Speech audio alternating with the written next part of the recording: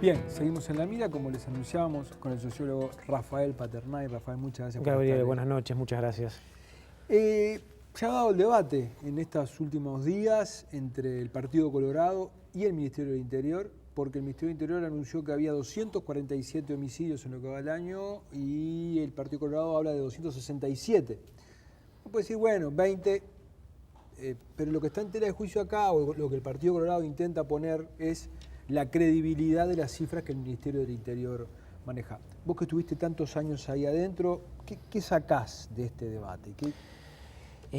Yo creo que en realidad no hay debate, no hay mucho para discutir. Esa es la verdad de la milanesa, es cotejos de dos versiones, sin demasiada profundización sobre lo que se está discutiendo y sobre la problemática de fondo. Lo que hay es una puja, yo creo que muy orientada a lo que tú decías, a básicamente erosionar la credibilidad de una herramienta, y un posicionamiento que hay que analizarlo desde este punto de vista, porque que no haya debate no implica que no nos debamos preocupar en el espacio público, en la opinión pública, para tratar de clarificar esta situación. No es trivial que haya 20 homicidios más en una estadística. Más allá de que el número no lo cambie, no lo altera sustantivamente, nos debe preocupar. Y sobre todo los usos de esas estadísticas también nos deben preocupar porque definen el alcance de la tramitación política que le estamos dando a un tema que es el tema principal de agenda y que mueve la sensibilidad de todos nosotros, como bien se sabe. Es preocupante, yo creo que es preocupante por dos razones. En primer lugar, la iniciativa del Partido Colorado. Si ustedes bajan a la página web del observatorio de la Fundación Propuesta, en realidad lo que aparece allí es un diseño bien atractivo y bien interesante, pero en ningún caso se dice en esa página web que ese proyecto pertenezca orgánicamente al Partido Colorado o esté patrocinado por el Partido Colorado. Ya hay un primer problema de transparencia, porque en realidad la página web no tiene ningún auspiciante institucional y cuando en su primera aparición pública fuerte, en realidad lo que aparece lo que se hace es una aparición política claramente direccionada por algunos legisladores, sobre todo del sector de Vamos Uruguay. En segundo lugar, si analizamos la información que se publica allí, los registros que se publican allí son registros absolutamente direccionados y sesgados, sobre todo a orientar una crítica a la gestión de gobierno, a las políticas públicas de seguridad. Y cuando leemos el informe, que es un informe extenso, que tiene algunas partes técnicas interesantes y atendibles, yo creo que incluso está bien escrito, está bien contado, no hay que desestimarlo en su totalidad ni mucho menos, es un esfuerzo. Sin embargo, hay un problema de validez metodológica sobre la cual tenemos que insistir mucho. Es decir, no puede haber en ningún lugar del mundo ninguna construcción de una estadística de homicidios en un país sobre la base de los registros de prensa escrita en particular, sobre diarios de circulación nacional, más algunos diarios del interior del país y otras referencias que pudieron complementar. Esto en muchos lados, en muchos países y en muchas ciudades se usa como una suerte de mecanismo testigo. Se usa la prensa para tratar de chequear, ajustar, validar alguna información que muchas veces a la fuente oficial se le puede escapar. Se usa como un mecanismo de control. Pero está sujeto a una cantidad de errores enormes porque, como ustedes saben, los homicidios o los hechos de violencia letal tienen un nivel de complejidad que hasta tanto no hay una intervención de organismos estatales especializados para determinar la causa de muerte, es imposible saberlo a ciencia cierta y tipificarlo a ciencia cierta. ¿Cómo hago yo para construir una estadística confiable en donde recojo una noticia de prensa que se presume que fue un homicidio? Se informa de un suicidio, se halló un y luego al cadáver tiempo y sale que es un hay homicidio. dos sospechosos que presuntamente podrían ser menores de edad, o cayó víctima de una acción de legítima defensa, un delincuente a manos de un comerciante, y a las pocas semanas se termina demostrando, y hay veces sin resalte público, que en realidad no fue un caso de legítima defensa. Entonces, No podemos, yo insisto en esto, es legítimo que en el espacio de la opinión pública, organizaciones sociales y políticas tengan y hagan su aporte técnico sobre los temas de violencia y criminalidad. Yo no soy partidario que en un país exista solo la información oficial. Se puede discutir, debatir, proponer cosas técnicas, medir el delito incluso a través de encuestas de victimización, las universidades, las organizaciones sociales. Yo creo que eso robustece a la política pública. Nadie está negando ese derecho. Pero no se puede contraponer en un mismo nivel, digamos, no este se puede tipo de contraponer encuesta en un mismo nivel, sobre todo y fundamentalmente aquí se comienza a ver un poco la hilacha de la cosa, porque en realidad esto ocurre en un año en donde efectivamente los homicidios han crecido. Hubo un empuje importante en enero, que en el primer semestre fue fuerte y luego se desaceleró, pero que globalmente vamos a terminar con más homicidios que el año anterior, que rompe una tendencia que el país tenía.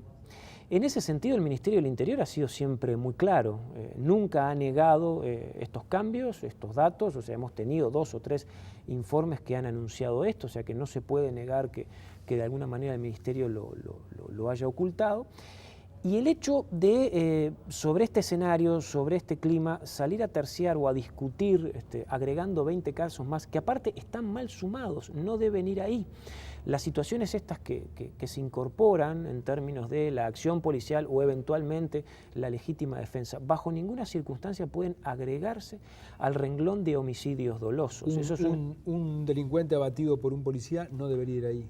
De ninguna manera. ¿Y antes nunca fue ahí? No. ¿El Ministerio del Interior nunca los incorporó ahí? La información de la evolución de los homicidios, hay varias maneras de medirla. En general uno puede tener varios renglones.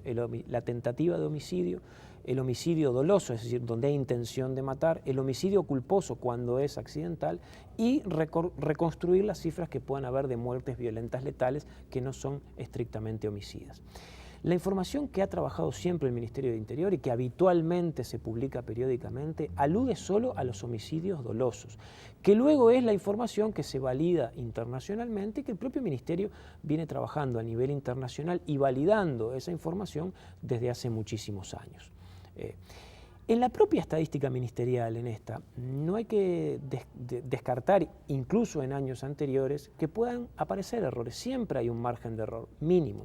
Es más, los datos ministeriales muchas veces daban cuenta de más homicidios de los realmente existentes. A veces había hasta por encima, porque muchas veces la clasificación policial o alguna tipificación ponía como homicidio lo que en realidad había sido un suicidio. Cuando hay un caso que es muy extremo y es muy dudoso, puede dar lugar a esos errores marginales. Pero nunca debía ponerse o incluirse una muerte letal en donde no constituya un caso de homicidio doloso. Vos te fuiste del Ministerio por diferencias en el manejo de las cifras, pero básicamente la metodología, digamos, y la actitud del Ministerio en cuanto a develar y revelar las cifras, vos no lo cuestionás. No, en lo más mínimo. En realidad yo me voy 2 años atrás a partir de una presentación de información y eso desencadena la renuncia, me voy por más de un motivo. Pero en estos 2 años, más allá de los vaivenes, el país ha tenido información. Más allá del manejo de la información, donde uno puede tener algunas discrepancias y sobre todo discrepancias interpretativas, político-interpretativas, lo que es muy claro es que hay una línea de continuidad en cuanto a los criterios de medición y de hecho se han mantenido. El país ha tenido información sobre los homicidios, sobre los delitos en general. Hace pocos días se presentaron datos de violencia doméstica que continúan una línea. El año pasado el Ministerio del Interior hizo una encuesta nacional de victimización. En el 2010 se dieron a conocer resultados sobre un censo de población carcelaria. O sea, se ha mantenido esa política de apostar y de seguir en una línea que no es fácil para ninguna administración y es darle a la opinión pública algunos datos o muchos datos sobre la evolución del delito. No es común que los gobiernos hagan esto. Esa es una tradición que se instaló en agosto del 2005, hacer públicos los datos de delitos, porque supone para toda administración un riesgo muy importante. Por eso es muy estratégico, como política de Estado incluso, no atacar la legitimidad de esa herramienta. Un último comentario, Gabriel, que revela un poco la intencionalidad y yo diría la falta incluso de lealtad institucional. Si yo como dirigente político, como técnico, como integrante de una organización social, como universitario, se me ocurre hacer un testeo y un control de los homicidios, que estoy en mi legítimo derecho, y verifico que en realidad en mi cuenta, haciendo ese recorte a través de los diarios, me dan 20 homicidios más que la información oficial. Mi primera obligación es pedirle al Ministerio del Interior la instalación de una mesa de validación. Un trabajo técnico estrictamente para cotejar. A ver, señores, acá hay un problema. El problema es de ustedes, el problema es nuestro. Acá salieron a usarlo nosotros como herramienta política. No estaremos en realidad midiendo cosas diferentes. La responsabilidad es muy grande. Eso no se hizo. Y se anuncia, se sale con esos datos, son 20 datos más, se hace un uso político y el resultado es una opinión pública mucho más conmocionada por esto, un debate que se tensa innecesariamente y una herramienta de información pública que queda desacreditada. La intencionalidad política en torno al tema de la seguridad pública seguramente la vamos a ver en los próximos años. Ahora, sin duda que es importante la transparencia de los datos y de las cifras, pero yo muchas veces en el diario le digo a los colegas que trabajan conmigo, no caigamos en el cifrismo, porque muchas veces a la gente le tirás una cifra y ¿qué quiere decir esto? ¿Qué quiere decir que aumentaron un 10%? Y si hubieran caído un 5%, ¿no? ¿Qué me cambia? Las cifras por sí solas no dicen nada, requieren una lectura, requieren una, exacto. Las cifras un contexto, siempre dicen, ¿no? Las cifras siempre dicen. Y las cifras cuando aparecen, en realidad están diciendo muchas cosas porque siempre están insertas en un contexto de interpretación, en un contexto de análisis. Y cuando se dispara, lo que se disparan son justamente no las cifras, sino las consecuencias interpretativas en torno a esto. Entonces, lo he escuchado estos días, bueno, a la gente realmente no le importa que haya 20 homicidios más o 20 homicidios menos. El problema no es que a la gente le importe o le deje de importar eso. El problema es la consecuencia que eso tiene desde el punto de vista de la construcción de una o de un sentimiento en torno al problema de la inseguridad.